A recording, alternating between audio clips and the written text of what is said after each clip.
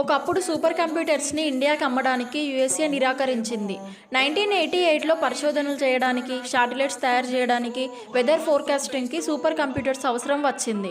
అప్పట్లో క్రే అనే యుఎస్ఏకి చెందిన కంపెనీ సూపర్ కంప్యూటర్స్ని తయారు చేసేది. సో మన ఇండియా 70 కోట్లు పెట్టి ఆ యుఎస్ కంపెనీ దగ్గర సూపర్ కంప్యూటర్స్ని కొనుక్కోవాలనుకుంది. బట్ యుఎస్ఏ టెక్నాలజీలో ఆధిపత్యం కోసం అమ్మడానికి ఒప్పుకోలేదు. ఆ టైంలో మన దేశ ప్రధానమంత్రి అయిన రాజీవ్ గాంధీ గారు సైంటిస్ట్ విజయ్ భట్కర్ గారిని మనం సూపర్ కంప్యూటర్స్ని తయారు చేయగలమా అండ్ దానికి ఎంత ఖర్చు అవుతుందని అడిగారు. దానికి విజయ్ భట్కర్ మనం తప్పకుండా చేయగలం అండ్ దాని ఖర్చు క్రే కంపెనీ కంప్యూటర్ కంటే తక్కువే అవుతుందని కాన్ఫిడెంట్గా చెప్పారు.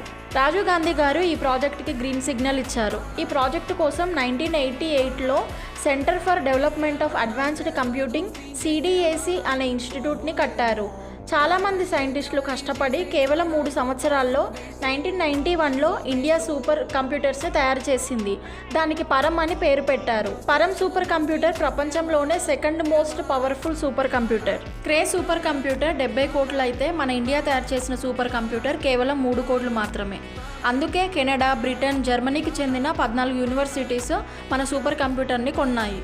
మన కాంపిటీషన్ తట్టుకోలేక క్రే సూపర్ కంప్యూటర్ ప్రైస్ని తగ్గించాల్సి వచ్చింది.